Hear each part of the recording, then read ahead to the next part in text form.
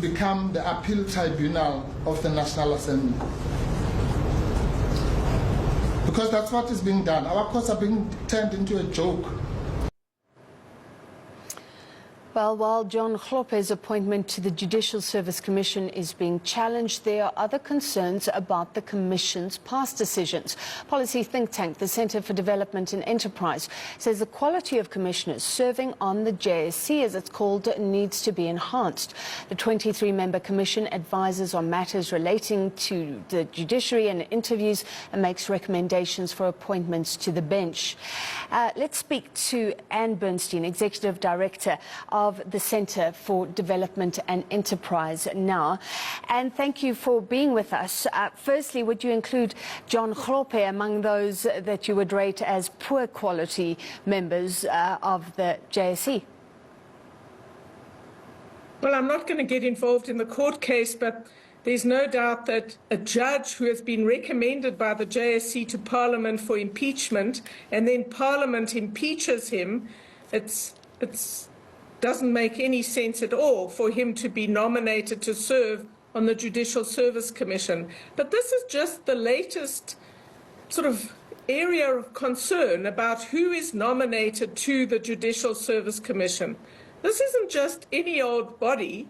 This is a really important constitutional body whose job it is to interview and then recommend to the President who should sit as our judges in the highest courts of the land. Now, this is a very serious task and needs to be done a lot better than it's been done in many cases in the past. And Parliament and the other bodies that nominate people to sit on the JSC need to be taking this very seriously indeed. So one of the recommendations we're making in our report is that firstly, the bodies that nominate people to sit on the JSC, whether they're Parliament, the NCOP, the President himself, or the legal bodies, need to think deeply and seriously about who should be choosing the judges for our country. The second point is that we've somehow moved away from the interim constitution. We decided to increase the number of politicians on the JSC, and they vastly outnumber the judges. And who better than judges to have a big say in who would be the next generation of judges for South Africa? So we're making a number of practical recommendations to help to strengthen the JSC at a very important time in our country. Yeah. So this is a constitutional body. Who makes the call on how many politicians there should be versus legal people? The Constitution lays down that there are, it's complicated, but there are 3 or 4 judges, there are 12 politicians, there are 5 people representing advocates and attorney legal bodies and 1 legal academic, and then the President nominates 4 people after consulting political parties. Now, we should have political parties. We should have the parties having a say, but Parliament needs to reflect seriously about who should be on the JSC. There is a collective responsibility, and we are suggesting a constitutional amendment that returns to the balance between judges, politicians, and legal sort of people recommended by the President and legal bodies to get the balance better. It's got out of whack.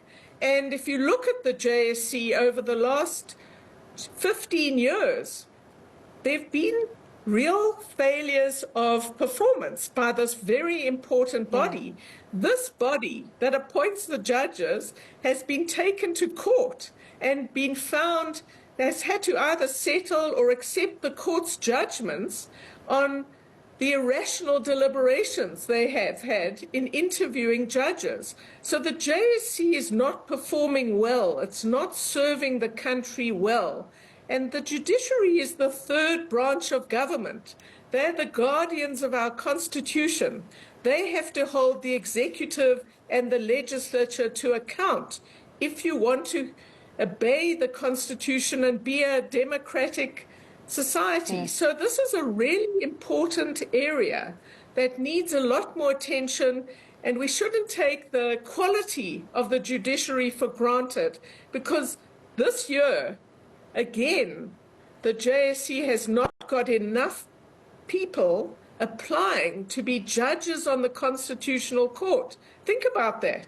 This is a big problem. And so we're not getting the best of the legal profession putting themselves up to be judges mainly because of the way in which the JSC has conducted its irrational deliberations in some cases and allowed the politicization of this process. So would you be talking there about, I remember with Mandisa Maya and the male judges, her counterparts were all asked if they should give up their positions for a woman. So the line of questioning became very difficult? Well, the courts have found, not my opinion, the courts have found that the way in which a number of the interviews have been conducted have been just unsatisfactory, irrational. So one candidate will be asked really difficult questions that have absolutely nothing to do with the law. Another candidate is asked very few questions. So clearly the constitutional imperative to have a transformed judiciary in terms of race and gender is one we would certainly support, and it's important for the JSC.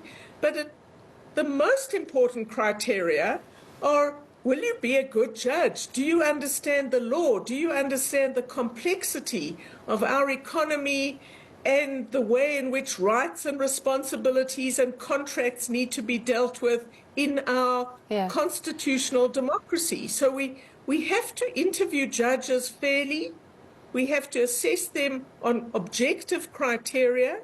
And that's where the JSC has been failing. And we're saying that the new Chief Justice coming into office this week has a very important leadership role to play in helping to reform the JSC and also in how they conduct their interviews, their deliberations, and their disciplinary procedures. This is the body you report judges for misconduct to.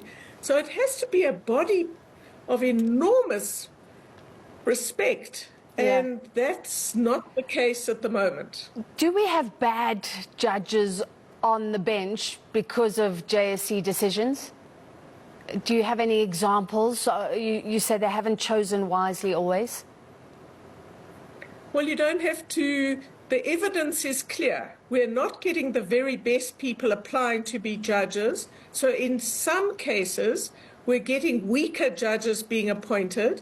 And that's why, to just give you one indicator, the Chief Justice who's just retired, the Judge President, the Deputy Judge President in Gauteng Court, have recently both said, we've got an enormous backlog, and there are judges who never deliver a judgment, or they keep postponing their judgments, and not just for weeks, but for months, and in some cases for years. So we're seeing the visible fraying of the quality of this really important institution, the pillar, one of the pillars of our democracy. And what's so worrying is this is happening at a time where the judiciary is being attacked in many different ways, and where the official opposition says that they don't believe in an independent judiciary or in our Constitution. So it's absolutely vital that we fix this and that we get the best possible lawyers wanting to appear before the JSC to be interviewed, to become judges as the apex of their careers, and that's not happening. Indeed. So final question then, as Chief Justice Mandisa Maya could maybe sway the debate and sort of affirm what the JSC should be doing and how it should be conducting itself.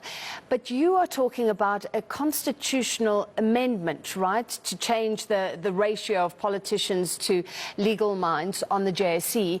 So you'd need 2/3 of Parliament. Is there any hope that you would get that?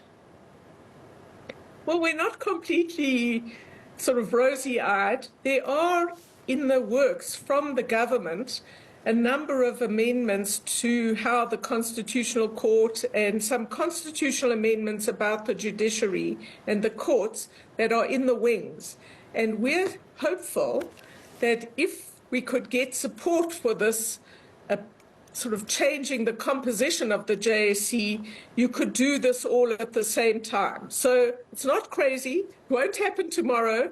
There's a lot that could be done in the meanwhile, but we think that's the direction we need to go, back to the balance that we had in the interim constitution in the 90s. All right, thank you so much for your time tonight. Executive Director of the Centre for Development and Enterprise, Ann Bernstein. Thank you for being with us on SA Tonight. We've looked at the looting of VB